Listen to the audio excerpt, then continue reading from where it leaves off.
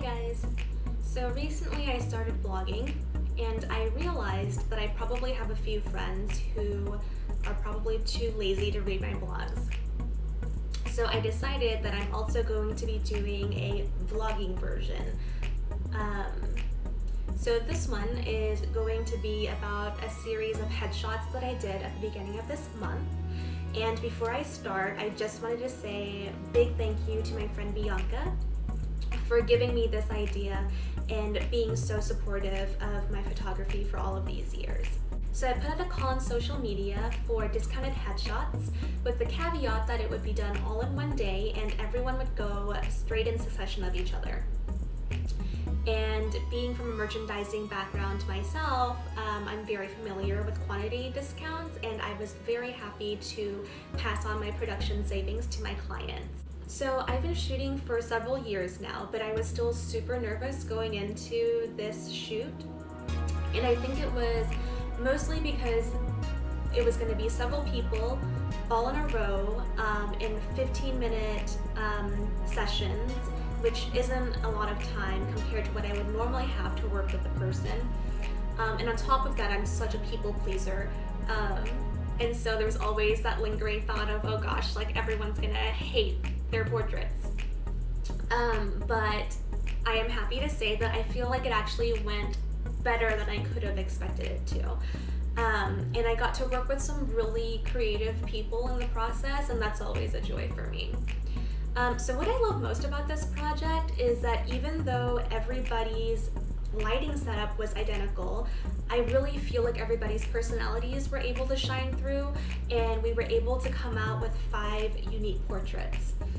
So first up, we have 2 of the 4 Machado kids who are young actors represented by the Klutz Agency right here in Dallas. So first we have Kaylin Machado, such a pretty girl. And then we have her brother, Colton Machado. So, fun fact, I actually practice Brazilian Jiu-Jitsu, and I was a member at their dad's academy in Farmers Branch. I actually haven't been training since the pandemic started, so I'm definitely going through withdrawals right now, but I'm hoping to be back to it sooner rather than later. Okay, so next we have designer extraordinaire. His name is Matt, and he's done apparel design for corporations like Hager and JCPenney. But even more impressive to me is that he designs leather goods under his own moniker, seemingly artful. And he is straight up legit. He conceptualizes, creates his own patterns, hand stitches everything. Even though he's on hiatus right now, you can still see what's available on his site. I'm a proud owner of several of his pieces, and I always get compliments on them, like always. Next up, we have Jess, who is a commercial interior designer. So Jess has been in commercial design for over 10 years now, and I've heard that it's important to people in this industry that I make a clear distinction between an interior designer and an interior decorator. So the prior requires licensing, registration, or certification, and the latter requires no formal training. So, for you geometry nerds, it's a square/rectangle situation. An interior designer can interior decorate, but an interior decorator does not design.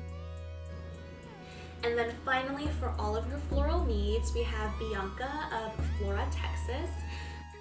She is a treasure and a fellow freelance artist, and we've been encouraging and learning from each other for years now. And even though we're in 2 different industries, I definitely feel like we've been in it together from the beginning.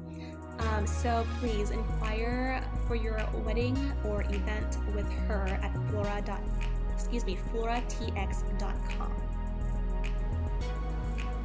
Okay, so for those of you guys that are interested in the technical aspect, I kind of wanted to walk you through my lighting setup as well.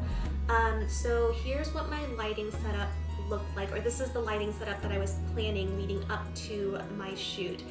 I always try to plan ahead of time because I am super type A and I like to be prepared. So the only time I want to wing it, quote unquote, is if something goes wrong. So we shot at the TX studio in Oak Cliff, which I love.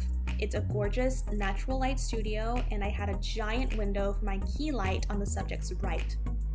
Then opposite that was a black V-flat, which helps absorb the light and draw out the shadows, because y'all know I love those deep shadows. And then I threw in a secondary light source coming at the subject at a 45-degree angle to soften the split lighting and to add an extra catch light in the eyes.